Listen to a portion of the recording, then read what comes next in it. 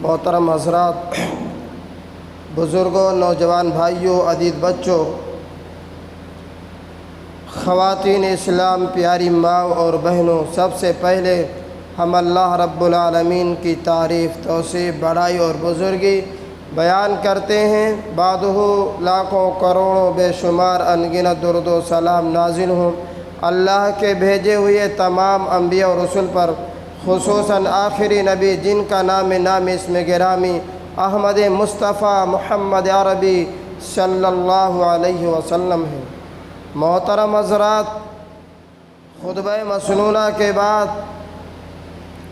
سورہ آل عمران کی آیت نمبر 31 اور 32 دو آیتیں، اور اسی طریقہ سے سورہ احزاب کی ایک آیت پڑھی گئی ہے۔ ان آیات کی روشنی میں آج کا جو خطبہ جمعہ کا عنوان ہے وہ ہے پیارے آقا علیہ الصلاۃ والسلام سے محبت کیوں، پیارے نبی سے محبت کیوں کرنی چاہیے، یا ایک مسلمان کا پیارے نبی سے محبت کیوں ہے، اور جو بھی نبی کی اتباع اور عبادت سے منہ موڑتے ہیں یا نبی پر طعن و تشنیع کرتے ہیں ان کا انجام کیا ہے۔ اس وقت موجودہ دور میں جب ہم سوشل میڈیا پر نظر ڈالتے ہیں یا جب بھی ہمارا موبائل کھلتا ہے، کہیں نہ کہیں پر ہر طریقے سے ہر چینل پر ایک ہی آواز سنائی دیتی ہے کہ فلاں نے نبی کے شان میں گستاخی کی، فلاں نے نبی کی شان میں گستاخی کی، فلاں نے نبی پر طعن و تشنیع کی، اور ایک مسلمان نبی کی شان میں گستاخی کرنے کی وجہ سے کبھی روڈ پر آ جاتا ہے، کبھی سڑک پر آ جاتا ہے، کبھی پتھر کھاتا ہے، کبھی جیل کے سلاخوں کے پیچھے ڈال دیا جاتا ہے۔ سب سے پہلے ہم یہی جان لیتے ہیں کہ ایک مسلمان کا، ایک امتی کا، ایک مومن کا نبی کریم صلی اللہ علیہ وسلم سے محبت کیوں ہے، اور ایک امتی ہونے کی وجہ سے، ایک مومن اور مسلمان ہونے کی وجہ سے کون سے اسباب ہیں جو نبی کریم صلی اللہ علیہ وسلم سے محبت کے سبب بنتے ہیں، اور کیا ہمارا آپ کا نبی سے محبت یہ سچی ہے یا پکی ہے، اس پر غور کر لیتے ہیں۔ اللہ رب العالمین نے سورہ آل عمران کے اندر ارشاد فرمایا، قُلْ إِن كُنتُمْ تُحِبُّونَ اللَّهَ فَاتَّبِعُونِي يُحْبِبُكُمُ اللَّهُ۔ اے نبی آپ اعلان کر دیجئے، اے نبی آپ فرما دیجئے کہ اگر اللہ سے محبت کرتے ہو تو میری اتباع کرو۔ اے نبی آپ اپنی امت کے لوگوں سے یہ کہہ دیجئے، یہ لوگوں سے اعلان کر دیجئے کہ اگر تم اللہ سے محبت کرتے ہو، اگر اپنے خالق، مالک، رازق، مربی، پالنہار سے تمہاری محبت ہے تو میری اتباع کرو، میری پیروی کرو۔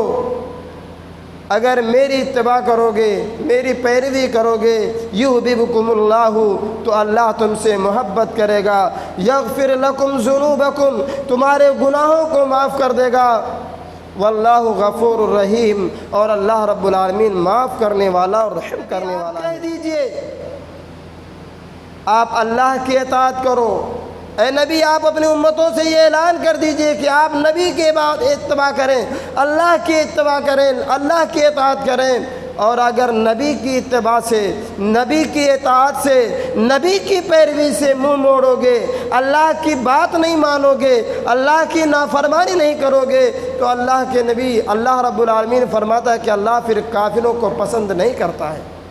اللہ کافروں سے محبت نہیں کرتا ہے۔ اس آیت کریمہ کے ذریعہ سے یہ بات روز روشن کی طرح عیاں ہو جاتی ہے، یہ بات معلوم ہو جاتی ہے کہ اللہ کی بات نہ ماننے والا، نبی کی بات نہ ماننے والا یہ کافر ہے، اور کافروں کو اللہ رب العالمین محبت نہیں کرتا۔ تو اللہ رب العالمین، اللہ کے رسول سے ایک مومن اور مسلمان کی سب سے پہلی وجہ، سب سے پہلی صفت یہ ہے محبت کی کہ اللہ کے نبی اللہ کو محبوب ہے، اور جب ایک امتی نبی سے محبت کرے گا، نبی کی اتباع کرے گا، تب وہ اللہ کا محبوب بن پائے گا، تب وہ اللہ کا حقیقی پسندیدہ ہے۔ اللہ وہ ہے جس نے ہم کو پیدا کیا، زندگی گزارنے کی اس تمام چیزوں کو، تمام سامان کو ہمارے لیے آسان کیا، مہیا کیا، ہمارا خالق، مالک، مربی، پالنہار ہے، ہماری موت اور حیات کا مالک ہے، اس کی اجازت کے بغیر ہم ایک سانس بھی لینا ہمارے لیے دوبھر اور مشکل ہے۔ ایسے اللہ سے،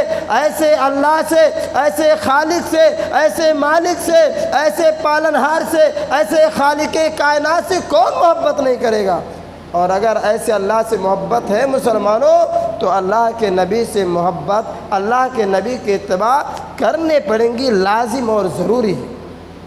تو اللہ کے نبی سے محبت کی پہلی سبب یہ ہے کہ اللہ کے نبی کی محبت سے ہمیں اللہ کی محبت پراپت ہوگی۔ اللہ کے نبی کی اتباع سے اللہ کی محبت، اللہ کے محبوب اور پسندیدہ بندہ بن جائیں گے۔ اور اگر ہم اللہ کے نبی کی بات نہیں مانیں گے تو اللہ کے نافرمانی میں اللہ کے مبغوض، اللہ کے مکروہ بندے بن کر کے زندگی گزاریں گے۔ دوسری بات یہ ہے کہ نبی سے محبت کیوں ہے؟ کیونکہ اللہ کے نبی ایک مومن کے لیے، ایک مسلمان کے لیے الفت، رحمت بن کر کے بھیجے گئے ہیں۔ اللہ رب العالمین نے سورہ انبیاء کی آیت نمبر 107 کے اندر ارشاد فرمایا، وَمَا أَرْسَلْنَاكَ إِلَّا رَحْمَةً لِّلْعَالَمِينَ، اے نبی ہم نے آپ کو ساری کائنات کے لیے رحمت بنا کر کے بھیجا ہے۔ ساری کائنات کے لیے اللہ کے نبی صلی اللہ علیہ وسلم رحمت بنا کر کے بھیجے گئے، ہمارے لیے، آپ کے لیے، دنیا انسانیت کے لیے، حیوانوں کے لیے، جانداروں کے لیے، اپنوں کے لیے، غیروں کے لیے، مسلمانوں کے لیے، کافروں کے لیے، سب کے لیے اللہ کے نبی رحمت ہے، ساری جہان والوں کے لیے رحمت ہے۔ اور اللہ کے نبی صلی اللہ علیہ وسلم نے اپنی رحمت کا ثبوت بھی دیا ہے۔ اللہ کے نبی صلی اللہ علیہ وسلم کے بارے میں اللہ تعالیٰ نے فرمایا سورہ توبہ کے اندر، لَقَدْ جَاءَكُمْ رَسُولٌ مِّنْ أَنفُسِكُمْ عَزِيزٌ عَلَيْهِ مَا عَنِتُّمْ حَرِيصٌ عَلَيْكُمْ بِالْمُؤْمِنِينَ رَءُوفٌ رَحِيمٌ۔ اللہ رب العالمین ارشاد فرماتے ہیں کہ تمہارے پاس ایسا رسول آیا ہے جو تم میں سے ہے، جو انسانوں میں سے ہے۔ ہم نے انسانوں میں سے تمہارے بیچ میں تمہیں میں سے ایک رسول بھیجا ہے۔ کس لیے آئے ہیں؟ عزیز ما علیہ عنتم، وہ رسول ایسا ہے جب تمہیں کوئی ٹھیس پہنچتی ہے، جب تمہیں کوئی تکلیف پہنچتی ہے، جب تمہیں کوئی مصیبت پہنچتی ہے، جب تمہیں کوئی بے چینی کے شکار ہوتے ہو، وہ نبی بے چین ہو جاتا ہے، اس نبی کی چین غارت ہو جاتی ہے، وہ نبی پریشان ہو جاتا ہے۔ اپنے امتی کی پریشانی کو، اپنے امتی کی دکھ اور تکلیف کو دیکھ کر کے وہ نبی پریشان ہو جاتا ہے۔ حریص علیکم، وہ نبی تو ایسا ہے جو تمہیں اس بات پر خواہش ہے، اس بات کا ہمیشہ خواہش مند ہوتا ہے کہ ہمارے امتی کو ہمیشہ نفع میں رہیں، فائدے میں رہیں، نقصان نہ ہو، ہمیشہ خوش رہیں، کبھی تکلیف میں نہ ہو، ہمیشہ اللہ رب العالمین کے راضی، ہمیشہ اللہ رب العالمین کے محبوب پسندیدہ بندے بن کر کے رہیں۔ اللہ کی رحمت، اللہ کا انعام ہمارے امتیوں پر، ہمارے ماننے والوں پر ہمیشہ نازل ہوتے رہے۔ وہ نبی تو ایسا ہے جو یہ چاہتا ہے کہ ہماری امتیوں پر، ہمارے ماننے والوں پر کوئی دکھ اور تکلیف نہ آئے، اس بات کے وہ حریص ہے۔ بالمؤمنین رؤوف الرحیم، اللہ رب العالمین فرماتے ہیں، اللہ رب العالمین فرماتے ہیں کہ مومنین کے لیے یہ رؤوف الرحیم ہے، رحم کرنے والے ہیں، محبت کرنے والے ہیں، نرمی کرنے والے ہیں۔ اللہ کے نبی صلی اللہ علیہ وسلم کی حالت کیا تھی مسلمانوں؟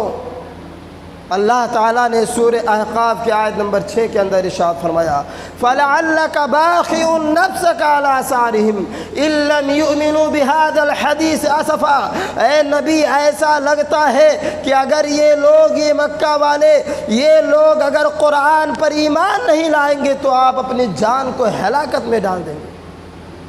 اللہ کے نبی صلی اللہ علیہ وسلم دنیائی انسانیت کو اللہ کا بندہ بنانے کے لیے دنوں رات محنت کرتے، दिनों रात अल्लाह के बंदों तक अल्लाह की बात को पहुंचाने के लिए कोशिश करते, मेहनत करते। कभी मक्का वालों की गालियां सुनी, कभी मक्का वालों की दुख और तकलीफ को बर्दाश्त किया, कभी ताइफ वालों के पत्थर खाए, कभी ताइफ के गलियों में औबाशों और बसमासों के पत्थर खाए। किस लिए खाए मुसलमानों? सिर्फ इसलिए खाए कि ये अल्लाह के बंदे बन करके रहे। ये लोग जो अल्लाह की नाफरमानी कर रहे हैं, ये लोग जो बुत परस्ती में लगे हुए हैं, ये लोग जो अल्लाह को छोड़कर 360 या सैकड़ों माबूदाने बातिला की परस्तिश में लगे हुए हैं, ये लोग माबूदाने बातिला की परस्तिश से हट करके एक अल्लाह के मानने वाले, एक अल्लाह के इबादत गुजार बंदे बन जाएं। अल्लाह के नबी सल्लल्लाहु अलैहि वसल्लम की दिन रात की मेहनत यही हुआ करते थे। दिन रात की कोशिश, दिन रात की मेहनत अल्लाह के नबी सल्लल्लाहु अलैहि वसल्लम को यही थी कि ये दुनियाई इंसानियत, ये जालिम, ये नाफरमान, ये गुनहगार बंदे अल्लाह के फरमा बरदार, अल्लाह के इताअत शार बंदे बन जाएं। दिन रात की मेहनत अल्लाह के नबी सल्लल्लाहु अलैहि वसल्लम की यही थी। और इसके बदले में, इसके नतीजे में अल्लाह के नबी सल्लल्लाहु अलैहि वसल्लम को क्या मिला? कभी शेब अबी तालिब में 3 साल तक बाइकाट कर दिया गया। अल्लाह के नबी सल्लल्लाहु अलैहि वसल्लम शेब अबी तालिब में 3 साल तक घाटी के अंदर बंद रहे। कुफारे कुरैश ने सोशल बाइकाट कर दिया, यहाँ तक कि दरख्त के चमड़े, दरख्त के पत्ते और छाले खाने पर मजबूर हो गए। किस लिए? उनका गुनाह क्या था? उनका जुर्म क्या था? अल्लाह के नबी की गुनाह यही थी कि लोगों को, नाफरमानों को, भटके हुए गुमराह लोगों को सिर्फ इस बात की तरफ बुलाते थे कि गुमराह हो, सीधे रास्ते से भटके हुए हो, अल्लाह के बंदे अल्लाह की तरफ आ जाओ, अल्लाह के गुमराह बंदो अल्लाह की इबादत करने वाले बंदे बन जाओ, एक अल्लाह के बंदे बन करके ज़िंदगी गुजारो, ताकि तुम्हारा अंजाम कल क़यामत के दिन जहन्नमियों के साथ न हो। अल्लाह के नबी सल्लल्लाहु अलैहि वसल्लम ने ताइफ के अंदर, ताइफ के मैदान में, ताइफ के गलियों में औबाशों और बदमाशों को यही कलमा लोगों को इस्लाम की तरफ बुलाने, अल्लाह की तरफ बुलाने के एवज़ उसके बदले में अल्लाह के नबी सल्लल्लाहु अलैहि वसल्लम को पत्थरें खानी पड़ी, गालियाँ सुननी पड़ी। इतना पत्थर खाए कि जिस्म से खून बह कर के जूते में जम गया। इतनी मुसीबत पर आसमान से फरिश्ता, पहाड़ का फरिश्ता नाजिल होता है और कहता है, नबी अगर आप हुक्म दें, अगर आपकी इजाज़त हो, अगर आप चाहें, अगर आप कह दें तो इन ताइफ वालों को 2 पहाड़ियों के बीच में रख करके पीस दिया जाए। अगर आपका एक इजाज़त हो, अगर आप फरमा दें, अगर हाँ कर दें तो इन ताइफ वालों को 2 पहाड़ियों के बीच में पीस कर चटनी कर दिया जाए। लेकिन अल्लाह के नबी सल्लल्लाहु अलैहि वसल्लम इंसानों पर, अल्लाह के नबी सल्लल्लाहु अलैहि वसल्लम अपनों पर, अल्लाह के नबी सल्लल्लाहु अलैहि वसल्लम गैरों पर इतने रऊफ़ और रहीम थे, इतने रहम थे कि दुआ करते हैं कि नहीं, अगरचे ये लोग मेरी बात को नहीं मानते, अगरचे ये लोग मुझे नहीं पहचानते, लेकिन मुझे उम्मीद है कि इनकी आने वाली नस्लें मुसलमान होंगी। अल्लाहुम्मा हदी कौमी फ़इन्नहुम ला यअलमून। ऐ अल्लाह मेरी कौम को हिदायत दे, ऐ अल्लाह मेरी कौम को हिदायत दे, ये जानती नहीं है, ये मुझे पहचानती नहीं है। मुसलमानों, इसी दावत इस्लाम की तबलीग के लिए अल्लाह के नबी सल्लल्लाहु अलैहि वसल्लम को कभी गालियों से नवाजा जाता है, कभी गालियाँ सुननी पड़ती हैं, कभी मक्का वालों की अदियतें बर्दाश्त करनी पड़ती हैं,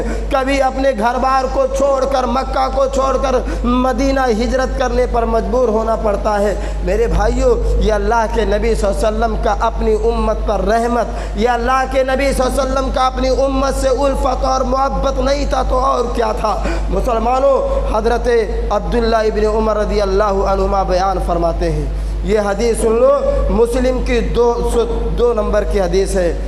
ये बात वाज़ेह हो जाएगी कि अल्लाह के नबी सल्लल्लाहु अलैहि वसल्लम अपने मानने वालों पर, अपनी उम्मतियों के लिए कितने रहमदिल थे, कितने रहमत बन कर के नाजिल किए गए थे। हज़रत अब्दुल्लाह इब्न उमर रज़ी अल्लाहु ताला अन्हु बयान फरमाते हैं, एक रात अल्लाह के नबी सल्लल्लाहु अलैहि वसल्लम नमाज़ पढ़ रहे हैं। कौन सी नमाज है? ना ज़ोहर की नमाज है, ना असर की नमाज है, ना मगरिब की नमाज है, ना इशा की नमाज है, फजर की नमाज है। अल्लाह के नबी सल्लल्लाहु अलैहि वसल्लम तहज्जुद की नमाज़ पढ़ रहे हैं। اللہ کے نبی صلی اللہ علیہ وسلم سورہ ابراہیم کی آیت نمبر 36 کی تلاوت کرتے ہیں، دعا کرتے ہیں۔ ابراہیم علیہ السلام دعا کرتے ہیں، رب انہن اضللن کثیرا من الناس فمن تبعنی فإنہ منی ومن عصانی فإنک غفور رحیم۔ اللہ کے رسول صلی اللہ علیہ وسلم اپنی نماز میں یہ دعا کرتے ہیں، کہتے ہیں اللہ ان لوگوں نے بہت سارے لوگوں کو غافل کر دیا ہے، سیدھے راستے سے بھٹکا دیا ہے، تو ان لوگوں میں سے جو میری بات مان لیں، جو میرے اوپر ایمان لے آئے تو وہ مجھ میں سے ہیں، اور جنہوں نے میری نافرمانی کی ہے تو تو معاف کرنے والا ہے، تو رحم کرنے والا، تو مغفرت دینے والا ہے۔ کس کے لیے کہہ رہے ہیں؟ اللہ کے نبی صلی اللہ علیہ وسلم، جو اللہ کے نبی پر ایمان نہیں لا رہے، اللہ کے نبی ان کے لیے کہہ رہے ہیں اللہ اگر یہ میرے اوپر ایمان نہیں لا رہے تو ان پر رحم کرنے والا، ان کا معاملہ تیرے ہاتھ میں۔ سورہ ابراہیم کی یہ آیت تلاوت کر رہے ہیں، اور اس کے بعد سورہ مائدہ کی آیت نمبر 118 پڑھتے ہیں۔ حضرت عیسیٰ علیہ السلام کا قول نقل کرتے ہیں، ان تعذبہم فإنہم عبادک فإن تغفر لهم فإنک غفور رحیم۔ حضرت عیسیٰ علیہ السلام کہتے ہیں اللہ اگر تو انہیں عذاب میں مبتلا کر دے گا تو یہ تیرے بندے ہیں، یہ تیرے بندے ہیں، تیرے پیدا کیے ہوئے ہیں، تیرے ادنا مخلوق ہے، تیرے پیدا کیے ہوئے تیرے بندے ہیں، اگر تو انہیں عذاب میں مبتلا کر دے گا تو تیرے بندے ہیں، اور اگر تو انہیں معاف فرما دے گا، ان کے اوپر اپنی رحمت اور اپنی مغفرت نازل فرما دے گا تو اللہ تو مغفرت کرنے والا ہے، تو اللہ پکڑنے والا اور حکمت والا ہے۔ اس کے بعد صحابی رسول حضرت عبداللہ بن عمر رضی اللہ تعالیٰ عنہ فرماتے ہیں، اور میں کسی دن یہ حدیث بیان کیا تھا، مسند احمد کی روایت میں صرف یہ آیت ہے کہ اللہ کے نبی صلی اللہ علیہ وسلم صرف المائدہ کی یہ آیت پڑھتے جاتے تھے، اور پوری رات اور پوری نماز میں یہ آیت پڑھتے رہے، رکوع میں بھی یہی آیت پڑھتے، سجدے میں بھی یہی آیت پڑھتے، رکوع میں بھی یہی آیت پڑھتے، سجدے میں بھی آیت پڑھتے۔ صحابہ کرام نے، اللہ کے نبی صلی اللہ علیہ وسلم کے ماننے والوں نے، جو راتوں میں نماز پڑھا کرتے تھے، جو تہجد کا اہتمام کیا کرتے تھے، اللہ کے نبی صلی اللہ علیہ وسلم سے پوچھتے ہیں اے اللہ کے نبی آج تو آپ نے ایک ہی آیت کو پوری نماز میں پڑھتے رہے۔ اللہ کے نبی صلی اللہ علیہ وسلم کہتے ہیں کہ میں نے اس آیت کے ذریعہ سے اللہ کے سے شفاعت کو طلب کیا، اللہ سے اپنی امتیوں کے لیے، اپنے ماننے والوں کے لیے، مومنین اور مسلمانوں کے لیے قیامت کے دن شفاعت کا، سفارش کا طلب کر رہا تھا، اللہ رب العالمین نے مجھے دے دیا۔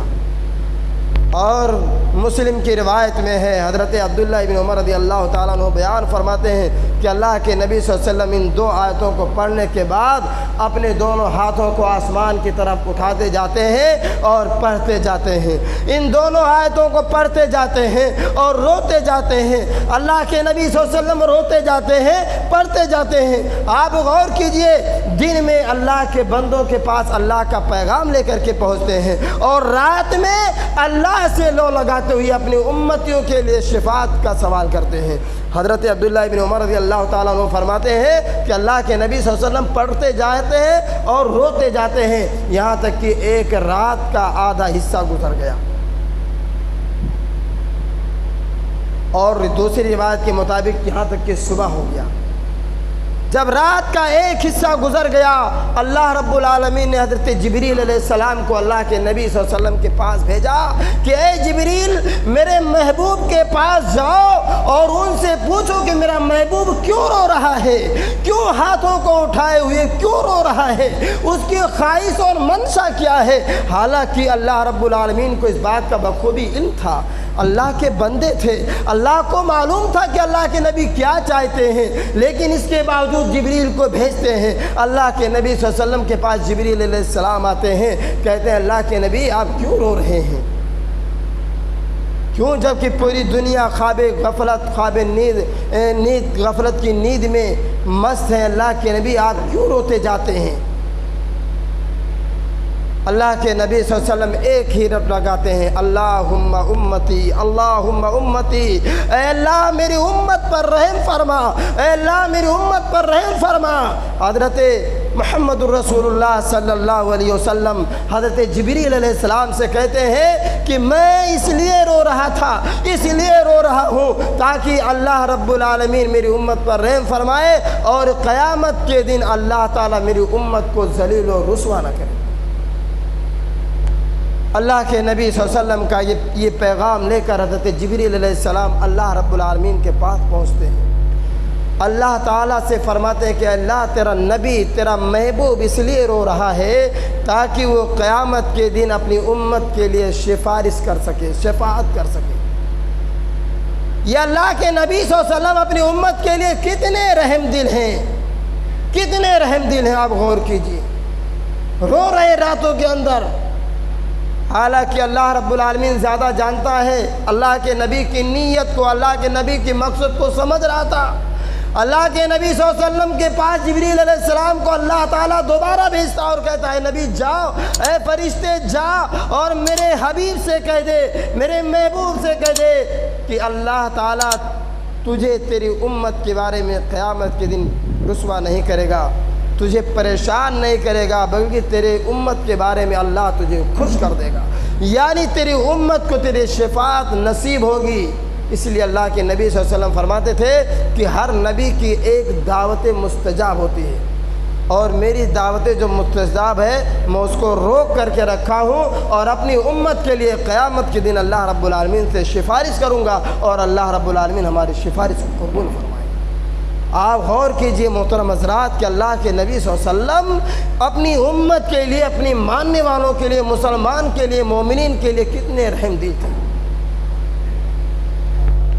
ایسے نبی سے بھلا ایک مومن کو ایک مسلمان سے محبت کیوں نہیں ہونی ہوگی اور کیوں نہیں ہونی چاہیے؟ تیسرا سبب کیا ہے ایک نبی سے محبت کا، سچا پکا محبت کا علامت اور سبب میں سے تیسرا سبب یہ ہے کہ اللہ کے نبی صلی اللہ علیہ وسلم تمام ظاہری باطنی عبادات اخلاق حسنہ سے مزین تھے۔ اللہ کے نبی صلی اللہ علیہ وسلم کے اندر تمام اخلاق، چاہے وہ ظاہری طور سے ہو چاہے باطنی طور سے ہو، یہ پائے جاتے ہیں۔ اس کے الفاظ ہیں، اللہ کے نبی صلی اللہ علیہ وسلم بد اخلاق نہیں تھے، ولا بفظ ولا غلیظ، اور اللہ کے نبی صلی اللہ علیہ وسلم سخت مزاج بھی نہیں تھے، ولا سخاب بالاسواق، بازاروں میں چیخ چیخ کر چلانے والے نہیں تھے، ولا ادفع السیئۃ بالسیئۃ، اللہ کے نبی صلی اللہ علیہ وسلم برائی کا بدلہ برائی سے نہیں دیتے تھے، ولکن یعفو ویصفح، اللہ کے نبی صلی اللہ علیہ وسلم معاف کر دیتے تھے اور درگزر فرما دیتے تھے۔ آپ سیرت نبی کو پڑھیے، نبی کے اخلاق کو پڑھیے، پورا دن گزر جائے گا، صدیاں گزر جائیں گی مسلمانوں، اللہ کے نبی صلی اللہ علیہ وسلم کا اس دنیا سے جائے ہوئے تقریباً 1450 سال گزرنے کو آ رہے ہیں۔ نبی کی محبت میں، نبی کے اخلاق میں کسی چیز کی کمی نہیں ہونے پائی۔ سخاوت کا معاملہ، آج ہم اللہ کے نبی صلی اللہ علیہ وسلم کی ادنا امتی ہیں، لیکن اللہ کے نبی کی مختلف مرحلوں میں، مختلف صبح و شام اللہ کے نبی کی نافرمانی اور اللہ کے نبی کے راستے کو چھوڑ کر کے ہم زندگی گزار رہے ہیں۔ بتاؤ کتنے لوگ نماز پڑھتے ہیں، کتنے لوگ نمازیوں کو دیکھ کر کے اپنا چہرہ پھیر لیتے ہیں، شرم سے اپنے چہروں کو گھما لیتے ہیں، لیکن اتنی توفیق نہیں ہوتی کہ نماز کے لیے مسجد کے اندر آ جائے۔ اللہ کے نبی صلی اللہ علیہ وسلم کا آخری وقت ہے، مسلم کی روایت اور صحیح ابن حبان کی بھی روایت ہے، آخری وقت ہے، اللہ کے نبی صلی اللہ علیہ وسلم کی زندگی کا یہ آخری نماز بھی ہے، مسجد میں جانے کی طاقت نہیں ہے۔ ایک طرف غالباً حضرت علی رضی اللہ تعالیٰ عنہ ہے، دوسری طرف حضرت فضل بن عباس رضی اللہ عنہ ہے، دونوں کے سہارے پر اللہ کے نبی صلی اللہ علیہ وسلم اپنے پیر کو زمین پر گھسٹ کر کے اللہ کے نبی صلی اللہ علیہ وسلم مسجد میں تشریف لاتے ہیں اور صحابہ کرام کے ساتھ نماز ادا کرتے ہیں۔ یاد کرو اللہ کے نبی صلی اللہ علیہ وسلم کا آخری دور ہے، زندگی کی آخری سانسیں ہیں، اللہ کے نبی صلی اللہ علیہ وسلم بے ہوش ہو رہے ہیں، آپ پر پانی چھڑکا جاتا ہے، آپ ہوش میں آتے ہیں۔ پھر آپ جب ہوش میں آتے ہیں، اللہ کے نبی صلی اللہ علیہ وسلم کا پہلا سوال یہی ہوتا ہے، کیا صحابہ نے نماز پڑھ لی ہے؟ صحابہ کرام کا جواب یہی ہوتا تھا، بل ینتظرونکا، اے اللہ کے نبی صحابہ آپ کا انتظار کر رہے ہیں۔ پھر اللہ کے نبی صلی اللہ علیہ وسلم بے ہوش ہوتے ہیں، بے ہوش ہو جاتے ہیں، گشی طاری ہوتی ہے، اللہ کے نبی صلی اللہ علیہ وسلم پر پانی چھڑکا جاتا ہے، آپ کو غسل دیا جاتا ہے، آپ دوبارہ ہوش میں آتے ہیں۔ اللہ کے نبی صلی اللہ علیہ وسلم دوبارہ پوچھتے ہیں کیا صحابہ نے نماز پڑھ لی ہے؟ جواب ملتا ہے اللہ کے نبی آپ کا انتظار ہو رہا ہے۔ جس نبی کی نماز سے محبت کا یہ عالم ہو، آج اس نبی کی امت مسجدوں سے دور ہے، اس نبی کی امت نمازوں سے دور ہے، اس نبی کی امت پر اللہ کی رحمت کہاں سے آئے؟ اور کیوں نہ ظالموں کی طرف سے، کیوں نہ کافروں کی طرف سے ایسے نبی کو نشانہ بنایا جائے گا جب ہم ہی اپنے اخلاق میں گڑبڑ ہو جائیں گے۔ تو کہنے کا مطلب یہ ہے کہ اللہ کے نبی صلی اللہ علیہ وسلم اخلاق کے اعلیٰ مرتبے پر فائز تھے۔ اللہ رب العالمین نے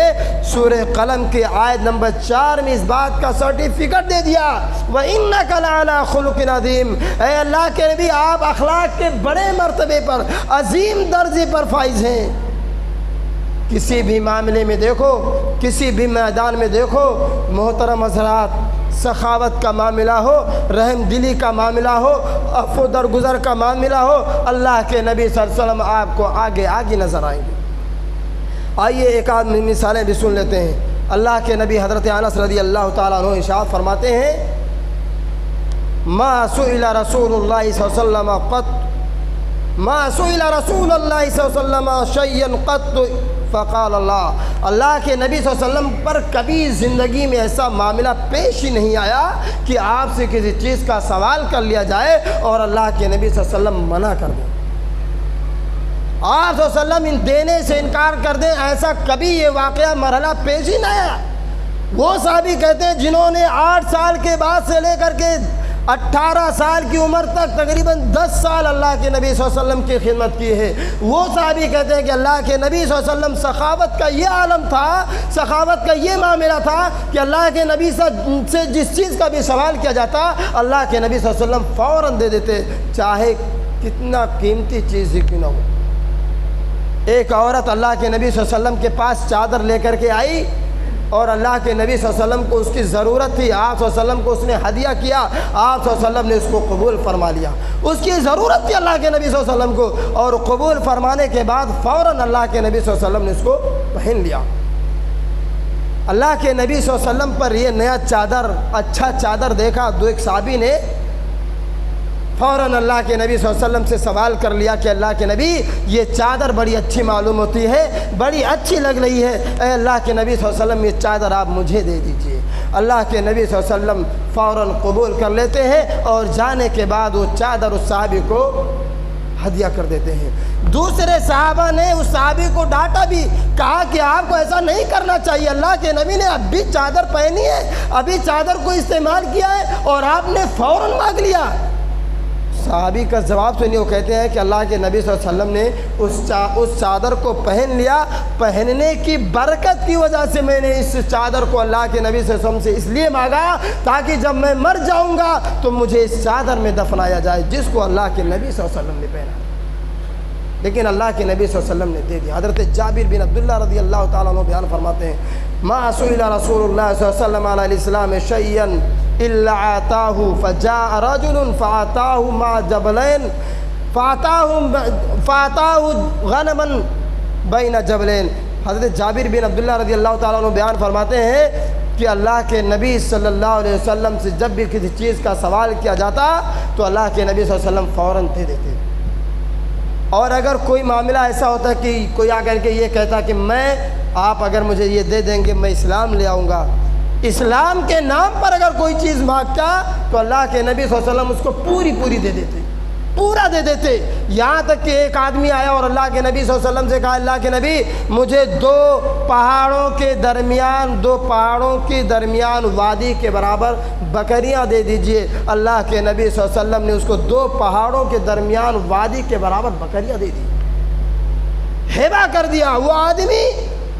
بکریوں کو لے کر کے اپنے قوم کے پاس جاتا اور کہتا، یا قوم اسلموا فإن محمدًا آتا فإن محمد صلی اللہ علیہ وسلم یؤتی عطاء ما لا یخشى الفقر۔ آج ہم نبی کی امتی ہیں، اپنے بیماروں پر 100 روپیہ خرچ کرتے ہوئے ہم ڈرتے ہیں کہ کہیں ایسا نہ ہو، حالات خراب ہیں، مہنگائی کا زمانہ ہے، تنگ دستی کا زمانہ ہے، کھانے کے لالے پڑ رہے ہیں، کھانا مشکل ہو رہا ہے، ہم کیسے دیں؟ اللہ کے نبی صلی اللہ علیہ وسلم کا اخلاق دیکھیں مسلمانوں، وہ آدمی 2 پہاڑوں کے درمیان وادی کے برابر بکریاں لے کر کے اپنی قوم کے پاس آتا ہے اور کہتا ہے کہ اے میرے قوم کے لوگوں، محمد پر ایمان لاؤ، محمد پر اسلام لاؤ، کیونکہ محمد صلی اللہ علیہ وسلم وہ چیز دیتے ہیں جو کوئی اور نہیں دیتا۔ وہ تو اتنا خرچ کر دیتے، اتنا دے دیتے کہ مانگ پوری کر دیتے ہیں، یہاں تک کہ فقر و فاقہ کو عاجزی اور انکساری کا عالم یہ ہے۔ حضرت انس رضی اللہ تعالیٰ عنہ بیان فرماتے ہیں کہ اللہ کے نبی صلی اللہ علیہ وسلم جب مکہ کے فتح مکہ کے دن سن 8 ہجری کے اندر مکہ میں فاتحانہ داخل ہوئے، دخل رسول اللہ صلی اللہ علیہ وسلم مکہ یوم الفتح وزقنہ علی رحلہ متخیشا۔ اللہ کے نبی صلی اللہ علیہ وسلم مکہ کے دن، فتح مکہ کے دن، وہ مکہ جہاں پر آپ کو ستایا گیا تھا، وہ مکہ جہاں پر آپ کے صحابہ کو تکلیفیں دی گئی تھی، جہاں پر آپ کے صحابہ پر ظلم و ستم کے پہاڑ توڑے گئے تھے، اس مکہ میں اللہ کے نبی صلی اللہ علیہ وسلم فاتحانہ داخل ہو رہے ہیں، اور حالات یہ ہے کہ آپ صلی اللہ علیہ وسلم کی ٹھوڑی آپ کی اونٹنی سے ملی ہوئی تھی۔ اس طریقہ سے اپنے چہرے کو عجز و انکساری کے ساتھ جھکائے ہوئے تھے کہ آپ کا چہرے کی ٹھوڑی آپ کی اونٹنی اور کجاوے سے بالکل ملی ہوئی تھی۔ عاجزی و انکساری کا یہ عالم تھا۔ اللہ کے نبی صلی اللہ علیہ وسلم اللہ سے دعا کرتے، اللہم احینی مسکینا وامتنی مسکینا وحشرنی یوم القیامت مسکینا۔ اللہ کے نبی عاجزی کا، انکساری کا یہ عالم دیکھے۔ اللہ کے نبی صلی اللہ علیہ وسلم اللہ سے دعا کر رہے ہیں، اللہ مجھے جب تک زندہ رکھے،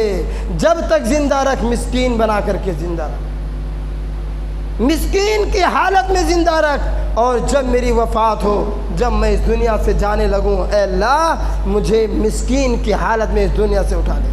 کیونکہ جن کے پاس مال زیادہ ہے ان کو حساب بھی زیادہ دینا پڑے گا، یاد رکھیے۔ جو اپنے مال کو سیت کر سنبھال کر رکھتے ہیں اور اللہ کے بندوں پر، ناجائز جگہوں پر، اللہ کے راستوں میں، اللہ کے دین کے کاموں میں خرچ نہیں کرتے، انہیں یاد رکھنا چاہیے کہ اپنے مالوں کو اللہ کے سامنے انہیں ان کا حساب دینا ہے۔ یہ اللہ رب العالمین کا کرم ہے جو انہیں نواز دیا ہے۔ اللہ کے نبی یہ دعا کرتے، اللہ جب تک زندہ رکھے، مسکین کی حالت میں زندہ رکھے، اور جب بھی مجھے اٹھائے، جب بھی میں اس دنیا سے جانے لگوں، مجھے مسکین کی حالت میں اٹھائے، وَحْشُرْنِي يَوْمَ الْقِيَامَةِ مِسْكِينًا، اور اے اللہ مجھے قیامت کے دن مسکینوں میں سے اٹھا۔ یہ اللہ کے نبی صلی اللہ علیہ وسلم ایک مرتبہ دعا نہیں کرتے، بار بار دعا کرتے ہیں۔ ایک مرتبہ اماں عائشہ رضی اللہ تعالیٰ عنہا نے دیکھ لیا، اماں عائشہ رضی اللہ تعالیٰ عنہا نے سن لیا۔ وہ اماں عائشہ رضی اللہ تعالیٰ عنہا جن پر بڑے بڑے الزام کسے جاتے ہیں، جن پر بڑے بڑے الزام لگائے جاتے ہیں، امہات المومنین میں سے یہی وہ صحابیاں ہیں، یہی وہ امہات المومنین ہیں جن کے علم کو، جن کے زہد کو، جن کے علم کو، جن کی حدیثوں کو اگر نکال دیا جائے تو دین کا آدھا علم چلا جائے۔ بڑے بڑے صحابہ کرام حضرت عائشہ رضی اللہ تعالیٰ عنہ سے علم حاصل کرتے ہیں، بڑے بڑے فتوے حضرت عائشہ رضی اللہ تعالیٰ عنہ بتلاتے ہیں۔ کیوں؟ اور جو امہات المومنین تھیں، جو اور امہات المومنین تھیں، وہ عمر میں زیادہ تھیں، وہ بڑی عمر کی تھیں، ان کا حافظہ اتنا مضبوط نہیں تھا جتنا حضرت عائشہ رضی اللہ تعالیٰ عنہ کا محفوظ تھا۔ جو حضرت عائشہ رضی اللہ تعالیٰ عنہ کو یاد ہو جاتا، جو حضرت عائشہ رضی اللہ تعالیٰ عنہ لکھ لیتی تھی، وہ اور دوسری صحابیہ، وہ اور دوسری امہات المومنین نہیں لکھ پاتی تھی، اور اتنی حدیثیں اور دوسری امہات المومنین سے مروی بھی نہیں ہیں۔ وہ ام المومنین حضرت عائشہ رضی اللہ تعالیٰ عنہ بیان کرتی ہیں، اللہ کے رسول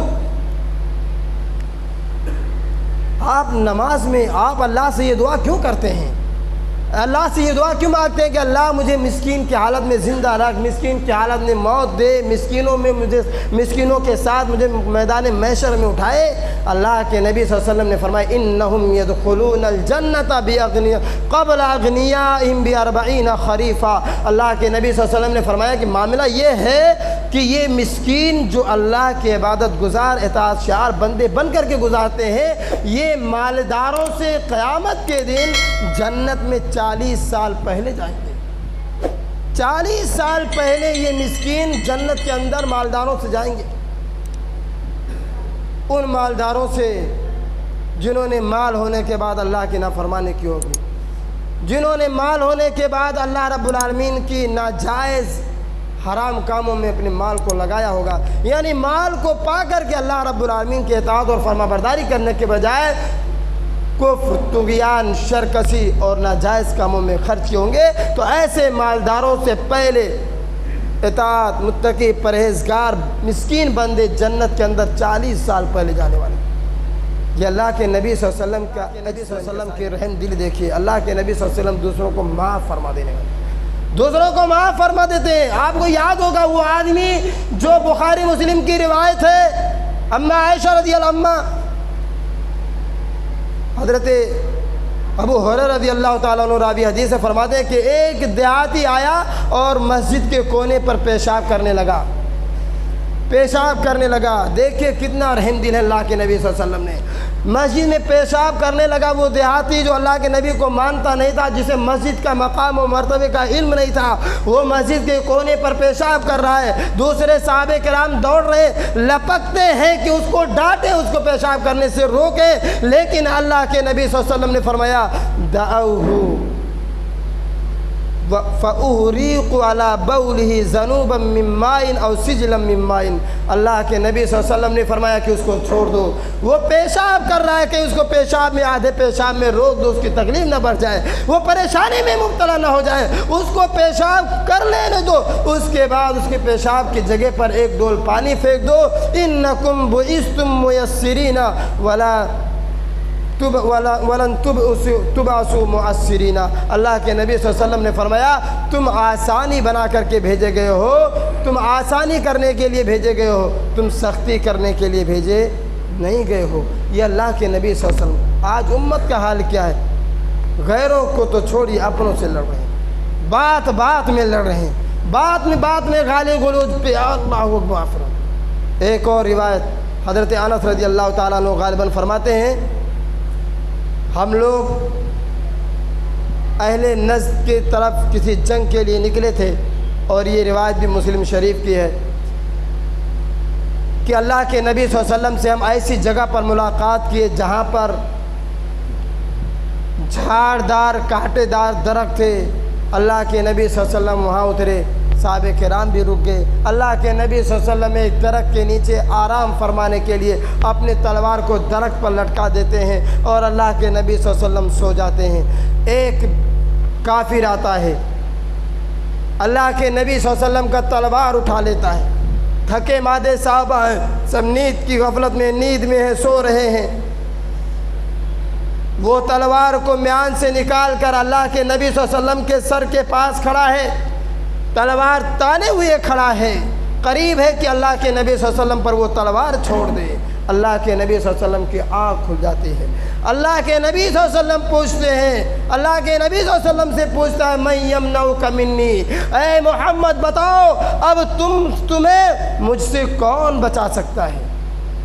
کون بچا سکتا ہے؟ اللہ کے نبی صلی اللہ علیہ وسلم کا بڑا پیارا جواب تھا، مجھے تجھ سے اللہ رب العالمین بچا سکتا ہے۔ اللہ پر توکل، اللہ پر ایمان۔ دیکھیے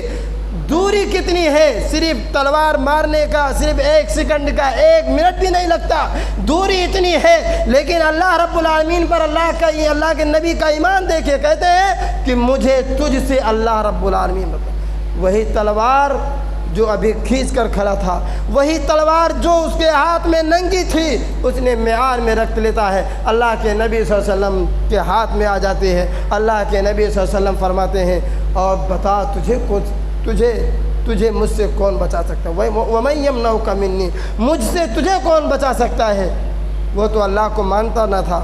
اس نے کہا اللہ کے نبی اے محمد اگر آپ نے نہیں چھوڑا، اگر آپ نے معاف نہیں کیا تو آج ہماری زندگی کا آخری سانس ہے، زندگی کا آخری لمحہ ہے۔ ایسے وقت میں ایسے دشمن کے ساتھ بھی اللہ کے نبی صلی اللہ علیہ وسلم نے رحم و کرم کا معاملہ فرماتے ہوئے اللہ کے نبی صلی اللہ علیہ وسلم معاف فرما دیتے ہیں۔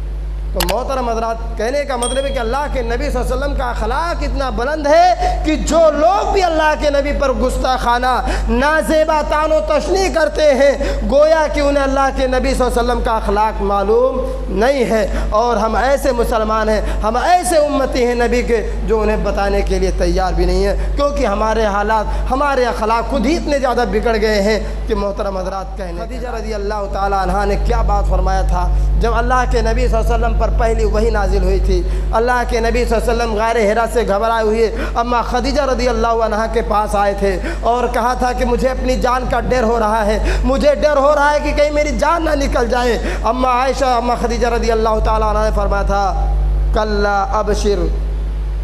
فواللہ لا یخزیک اللہ ابدا، ہرگز نہیں اے اللہ کے نبی، اللہ آپ کو ہمیشہ ہرگز ضائع نہیں کرے گا، اللہ کی قسم اللہ آپ کو رسوا نہیں کرے گا۔ واللہ انک لتصل الرحم، اے اللہ کے نبی، اللہ کی قسم آپ تو رشتہ داریوں کو جوڑتے ہیں۔ وتحمل الکلہ، دوسروں کی بوجھ اٹھاتے ہیں۔ وتکسب المعدوم، اور نہ کمزوروں نہ توانوں مجبور لوگوں کو کما کر کھلاتے ہیں۔ وتقری الضیف، اے اللہ کے نبی آپ تو مہمان نوازی کرتے ہیں، مہمانوں کی مہمان نوازی کرتے ہیں۔ وتعین علی نوائب الحق، اور اے اللہ کے نبی آپ تو حق پرستوں کو، حق والوں کا ساتھ دیتے ہیں، اللہ آپ کو رسوا ذلیل نہیں کرے گا۔ تو کس کا ایمان تھا؟ حضرت خدیجہ رضی اللہ عنہ۔ یہ اللہ کے نبی صلی اللہ علیہ وسلم کا اخلاق تھا۔ اس کے باوجود بھی آج بہت سارے لوگ، جو لوگ بھی مسلمانوں یاد رکھے گا، ایسے نبی پر طعن و تشنیع کرتے ہیں، ایسے نبی پر گستاخانہ الفاظ استعمال کرتے ہیں۔ اللہ رب العالمین نے روز ازل سے، یعنی جب سے اللہ کے نبی صلی اللہ علیہ وسلم کے نبی بنا کر کے بھیجا گیا، پہلے ہی دن سے جب حضرت اللہ کے نبی صلی اللہ علیہ وسلم نے اپنے قوم، قبیلے، خاندان کے لوگوں کو کوہ صفا پر چڑھ کر کے ایک اللہ کی طرف بلایا تھا، اور سب سے پہلا نافرمان جو آپ کا چچا ابو لہب تھا، اس نے نافرمانی کرتے ہوئے، اس نے آپ کو طعن و تشنیع کرتے ہوئے کہا تھا تبا لکا الہذا جماعتنا، اللہ کے نبی اے محمد آپ کے دونوں ہاتھ ٹوٹ جائیں، کیا آپ نے اسی لیے جمع کیا تھا؟ نبی کی، ایسے نبی کی شان میں گستاخانہ الفاظ پر ابو لہب کا انجام کیا ہوا؟ مرنے لگا، اس کے جسم میں ایسے بدبو، ایسے زخم پھیل گئے کہ وہ اپنے زخم کی وجہ سے اس کا جسم بدبودار ہو گیا، یہاں تک کہ مرنے کے بعد 3 دن تک اس کی لاش اس روئے زمین پر پڑی رہی، یہاں تک کہ اس کے بیٹوں نے اس کا ساتھ چھوڑ دیا۔ ابو جہل کا حالات کیا ہوئے؟ 2 بچوں کے ذریعہ سے مارا گیا۔ امیہ بن خلف کے اللہ کے نبی صلی اللہ علیہ وسلم کے نیزے کا ایک کونا لگا تھا، نیزے کا ہلکا سا زخم لگا تھا، اللہ ہلکا سا نیزہ لگا تھا اللہ کے نبی صلی اللہ علیہ وسلم کا، اور امیہ بن خلف جب تک زندہ رہا وہ زخم کا بوجھ، اس زخم کی تکلیف، اس زخم کی پریشانی آخری دم تک محسوس کرتا رہا۔ محترم حضرات، تاریخ کے اوراق نے دیکھا ہے کہ جن لوگوں نے نبی کے شان میں گستاخی، یہ تو نبی کے زمانے کا واقعات تھے، بہت سارے واقعات دیکھو، مرزا غلام احمد قادیانی جس نے نبی کا دعویٰ کیا، کیا حالات ہوئے؟ کتوں کی موت مارا گیا، سنڈاس میں، ٹوائلٹ میں اس کی موت آئی۔ یہ دنیا والوں کے لیے نشان عبرت بنا۔ 2005 میں جو ڈنمارک میں، امریکہ کے شہر ڈنمارک میں نبی کریم صلی اللہ علیہ وسلم کا مجسمہ اور پتلا بنایا گیا، وہ شخص جانتے ہیں جب وہ مرنے لگا تو اللہ تعالیٰ نے اس کو کرنٹ، بجلی کے تار سے اس کا جسم ساڑ کر دیا تھا، جس کا اس کا سارا گوشت جل گیا تھا، صرف ہڈی کا ڈھانچہ بچا۔ یہ نشان عبرت ہے ان لوگوں کے لیے جو نبی کے شان میں، اور اتنے معظم، اتنے با اخلاق اور کردار والے نبی کے شان میں جن لوگوں نے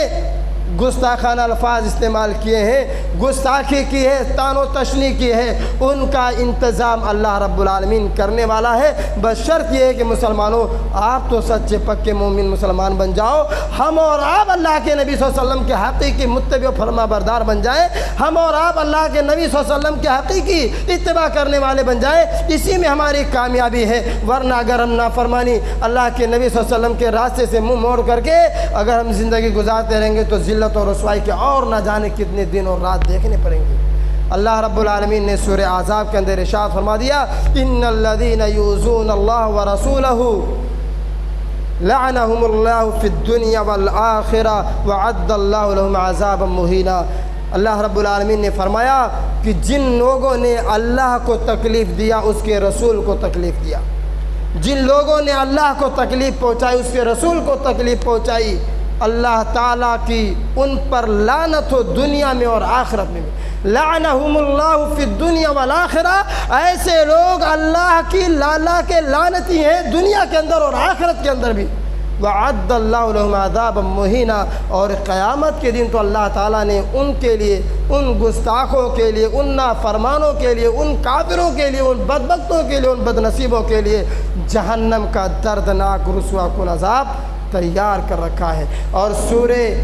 توبہ کے اندر اللہ تعالیٰ نے فرمایا والذین یؤذون الرسول لهم عذاب علیم، جو رسول کو تکلیف پہنچاتے ہیں اللہ تعالیٰ نے ان کے لیے دردناک عذاب تیار کر رکھا ہے۔ تو محترم حضرات، قرآن مجید پر ہمارا آپ کا ایمان ہے۔ 1400 سال تک اس قرآن کے ایک حرف میں تبدیلی نہیں آئی، اور یہ آج کے نام نہاد نافرمان کافر قرآن کو بدلنے چلے۔ ایسے لوگوں کو دردناک موت ملے گی، ایسے لوگ کتے کی موت مارے جائیں گے اور دنیا والوں کے لیے نشانہ عبرت بنیں گے۔ بس شرط یہ ہے کہ ہم اور آپ اللہ کے رسول کے سچے متبع و فرما بردار ہو جائیں۔ اللہ رب العالمین سے دعا کرتے ہیں کہ بار الہ ہم تمام لوگوں کو اللہ اور اس کے رسول سے سچی محبت کرنے والا بنا دے، ہم تمام لوگوں کو اللہ اس کے رسول کا سچے متبع اطاعت گزار فرما بردار بنا دے، ہم تمام لوگوں کو اللہ کے رسول کی لائے ہوئے شریعت پر مرنے مٹنے والا بنا دے، جب تک زندہ رکھے اسلام اور ایمان پر زندہ رکھے، اور جب بھی ہمارا خاتمہ ہو خاتمہ بالخیر آمین۔ وآخر دعوانا الحمدللہ رب العالمین۔